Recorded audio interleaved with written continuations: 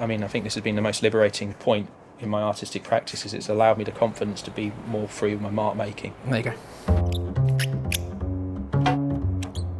You know, I think as an artist, you always want to be challenging yourself and you always want to be moving ideas.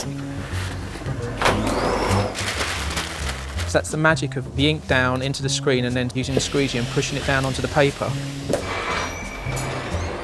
You're never quite sure what you're going to get. My name's Adam Bridgland. I'm an artist printmaker. Cheers. And I'm here working in the Jealous print studio. Print is such an important part of our modern lives. You walk down the road, you can see it in advertising, in fact you can see it in windows. The whole experience of being surrounded by such creativity. The colours, the noise, the excitement, that all kind of falls into a melting pot which myself and the other artists that work in the studio then explore, and that comes out in their visual practice.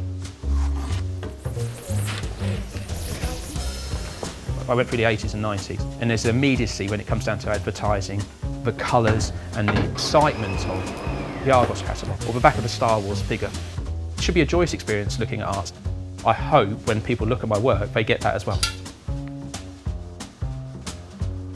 Okay, so we're going to get our acetates made. We're going to use a mock-up or a digital mock-up of the image to trace onto, okay? So essentially I'm using a mixture here of acrylic, black acrylic paint here, and there's also some Indian ink here, okay? Acrylic will make a much more coarse mark, whereas the ink will flow a little bit better. I quite like those marks there, where it's kind of getting a little bit spindly at the bottom, because when that exposes, it's closer to the artistic hand rather than trying to kind of fake it on a computer program.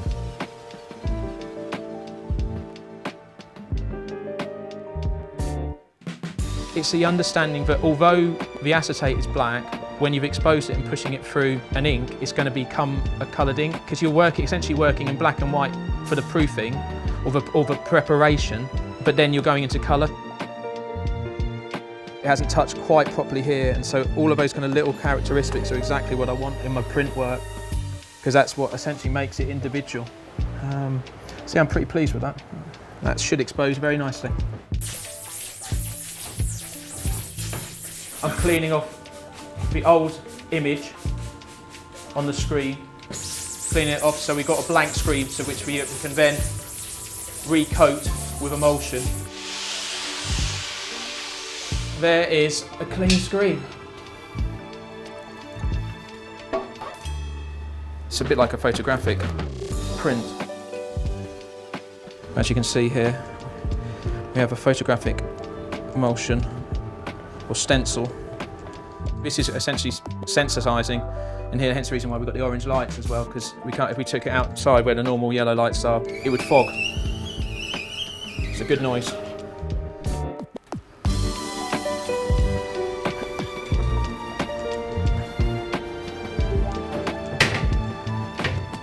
I've spent most of my art career looking to work with the accidental mark. I'm quite at one with slightly ropey marks around the edge.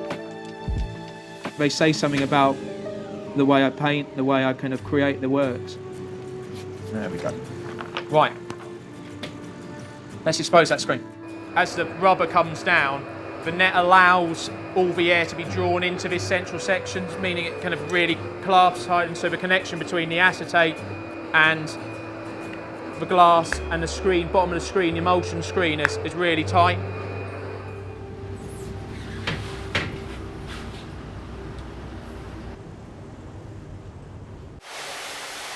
And essentially what we're doing now is cleaning the screen, and where the light has hit the positive, the acetate, the filler will fall out, the image will start to appear out of the light here. So when we go back upstairs and print, this is the only areas where the ink will force its way through onto the sheet below, and everywhere else is basically blocked. And so what you'll get is the impression of a brushstroke, and that's why I love using true grain, because you get the characteristics of the artist's mark. Yeah, that'll do.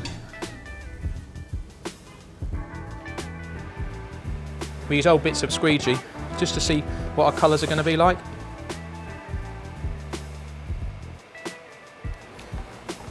The first one was very, very transparent. As this is the first colour that's going to go down, it needs to have a good basis, which we can build the other 5, 6 colours onto it. Usually I use my own text. This one is using the text, which the original door for the V&A, I believe. Better it is to get wisdom than gold. To actually feel like I'm somebody who is in there working with a museum when you've got all these unbelievable architects and pieces of history and pieces of art and pieces of design, it is truly amazing. My texts and my phrases come from all over the place. Very personal when they talk about myself and my relationships with others. There might be a very positive meaning, but there's something more thoughtful going on behind it.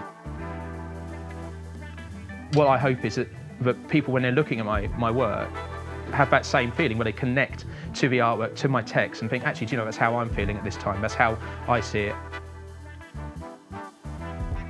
But when you take this, you flood the whole screen, okay? And that means that now the whole of the area on there has got the equal amount of ink across the surface, all right? And there you go.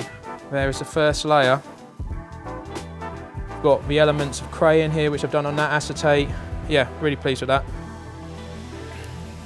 We need to make sure, like I said, that each one is in the same position, because as we put the orange layer on, the yellow layer on, the blue layer, if we didn't do that, each time we put another sheet in and we don't know where the edge is, it's going to move around.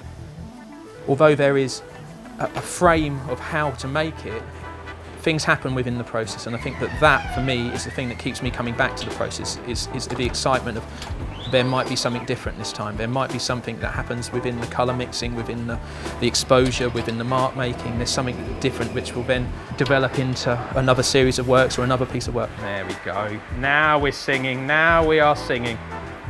You know, for me, this reminds me of the Benetton 1985 car. Amazing kind of swishes of paint come out the back of it. So that's what I'm really, really pleased about, is the fact that I'm getting my marks down there.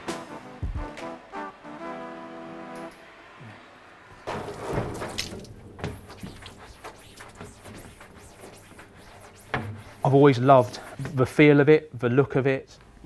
And it's amazing how everything kind of comes together.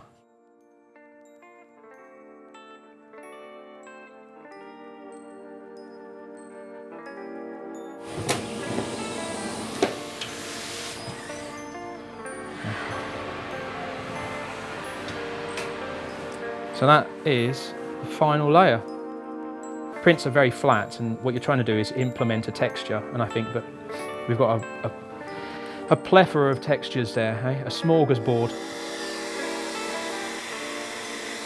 We're all looking for something to own and to be part of, and I think screen printing allows us to have that, and it allows us to build collections, and it allows us to have identity.